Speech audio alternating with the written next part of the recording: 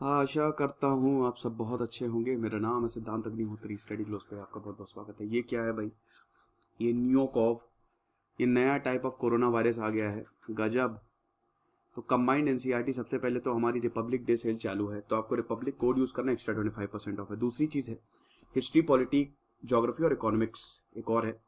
तो इसमें smart board पे लेक्चर्स अपडेट होने वाले हैं, 11-12 के डिस्क्रिप्टिव क्वेश्चंस, और हिंदी में भी पीडीएफ मिलने वाली है। ये अगले हफ्ते से ही शुरू हो जाएगा। तो बेस्ट यही है कि जैसे ही ये अपडेशन शुरू होगा 25% से 40% तक प्राइस हाइक हो जाएंगे। तो बेस्ट ये है कि आप इसको अभी अपलोड अवेल कर लें, क्योंकि एक्स्ट्रा 25% आपको ऑफ मिल रहा है। यूपीएससी में भी उसमें भी सेम चीज़ है।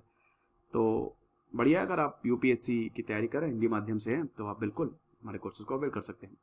तो वुहान साइंटिस्ट जहां से निकला था कोरोना, याद है ना, कोरोना गो, 2019 में पूरी दुनिया की बैंड बजा दी।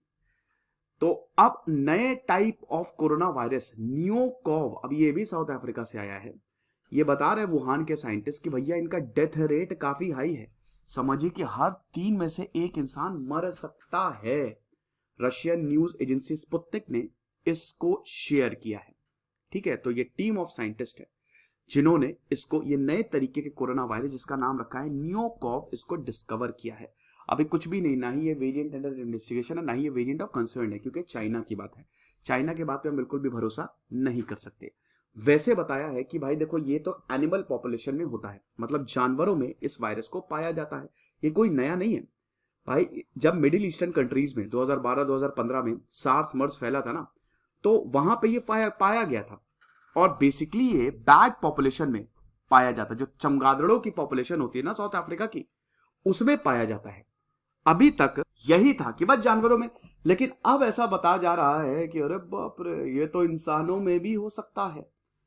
हालांकि ये जो अनपेयर्ड स्टडी है, बायो RXIV की वेबसाइट पे पब्लिश हुई है, और उसने यही बोला है कि ये जो नियोकॉव है, ये इंसानों को भी इन्फेक्ट कर सकता है। वुहान यूनिवर्सिटी के रिसर्चर्स और Chinese academic of sciences institute of biophysics के रिसर्चर्स ने ये बोला है।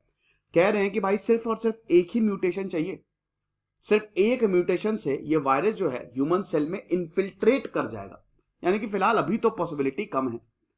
रिसर्च ने बताया है कि अच्छा खासा रिस्क है, क्योंकि अगेन ये ACE2 रिसेप्टर से बाइंड करेगा। ACE2 रिसेप्टर्स मैंने आपको कई बार बताया है। ये जैसे ये कोरोना के स्पाइक प्रोटीन्स हैं, है ना, ये स्पाइक प्रोटीन है। इसके ये पूरा का पूरा इसका स्ट्रक्चर, इसके अंदर RNA है, ठीक है, मतलब जेनेटिक मटेरियल है। तो आपके लंग्स में होता है ACE2 रिसेप्टर। लंग्स होते हैं ना, लंग्स में ब्रोंक्यूल्स होते हैं, और ब्रोंक्यूल्स में लास्ट में एल्वियोली होता है। यहां पे ही आपका ACE2 रिसेप्टर्स प्रेजेंट होता है। तो ये जो प्रोटीन है ना, ये इसी ACE2 रिसेप्टर से चिपक जाते हैं। यानी कि ये चाबी है और आपका ACE2 रिसेप्टर्स ताला है। और जैसे ही वहां पे फिट हो गए, ये अपना जेनेटिक मटेरियल छोड़ देंगे, और उसके बाद मल्टीप्लीकेशन शुरू हो जाता है, सारे सेल इन्फेक्ट हो जाएंगे। समझ रहे हो? तो जहां पे भी दिमाग में भी ACE2 रिसेप्टर पाया जाता है, इसीलिए कोरोना वायरस दिमाग को भी इफेक्ट करता है। जहां पे, जिस बॉडी में जहां पे भी आपका ACE2 रिसेप्टर पाया जाएगा, ACE2, वहां पे कोरोना वायरस तबाही मचाएगा। ठीक है, तो ये चीज है। तो ये मर्स, मिडिल ईस्ट रेस्पिरेटरी सिंड्रोम, वहां से जो है, ये मैं आपको बताया चुका, सिर्फ एक ही यहाँ पे म्यूटेशन चाहिए, उससे रिलेटेड है।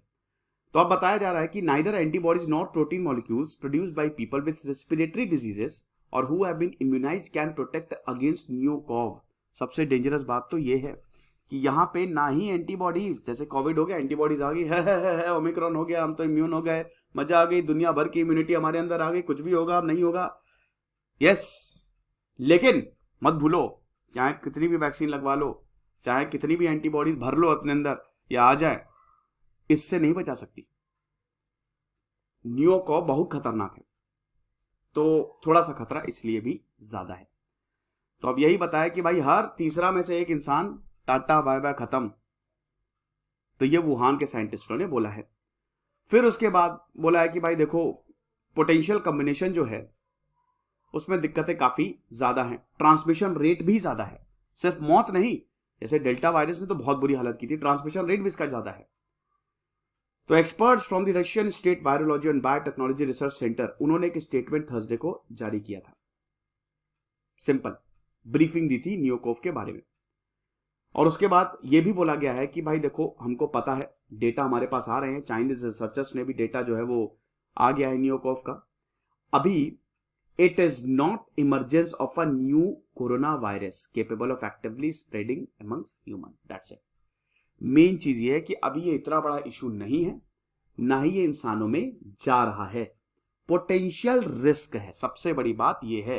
जरूरी नहीं है कि ये चला जाए, इन जानवरों में बहुत वायरस होते हैं, बहुत वायरस, बहुत खतरनाक खतरनाक, तो हार नहीं जाते।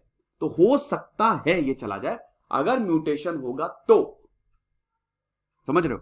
फिर उसके बाद ये भी बोला है कि डेटा ये भी रिवील नहीं करता है कि भाई नया कोरोना वायरस बहुत ही मतलब एकदम इमरजेंसी आ गई है। अभी इसमें स्टडी की जरूरत है, डीपर स्टडी की जरूरत है, तो देखेंगे आगे क्या होता है। डरने की बात फिलहाल नहीं है, तो आप परेशान एकदम मत होइए।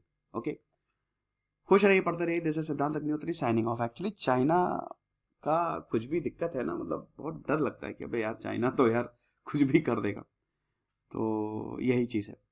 Thank you so much.